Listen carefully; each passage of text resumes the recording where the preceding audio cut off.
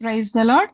ఈ రోజు దేవుని వాక్యము, దీవెనను అడిగే విశ్వాసం. అందుకామె, నాకు దీవెన దయచేయము, నీవు నాకు దక్షిణ భూమి ఇచ్చియున్నావు గనుక నీటి మడుగులను నాకు దయచేయమనగా, అతడు ఆమెకు మెరక మడుగులను పల్లపు మడుగులను ఇచ్చెను. యెహోషువ గ్రంథము 15వ అధ్యాయము 19వ వచనం. ఈ వాక్యంలో అక్సా అనే స్త్రీ విశ్వాసంతో తన తండ్రి దగ్గర దీవెన కోరింది. ఆమెకు భూమి ఇచ్చిన ఆ భూమి ఫలవంతంగా ఉండాలంటే నీటి మడుగులు అవసరం అని ఆమె గ్రహించింది. అందుకే ధైర్యంగా అడిగింది. ఆమె అడిగినప్పుడు ఆమె తండ్రి మెరక మడుగులను పల్లపు మడుగులను ఇచ్చి ఆమెను ఆశీర్వదించాడు. ఇది మనకు ఒక గొప్ప పాఠం నేర్పుతుంది.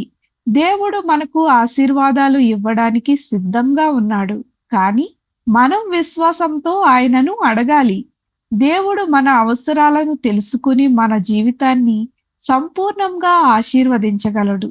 కాబట్టి మనం భయపడకుండా దేవుని దగ్గరకు వచ్చి ప్రార్థనలో ఆయన దీవెనలను అడగాలి.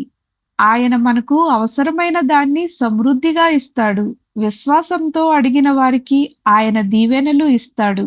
దేవునికి మన అవసరాలు బాగా తెలుసు.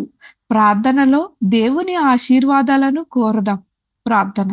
ప్రభువైన యేసు, నీవే సమస్త ఆశీర్వాదములకు మూలము.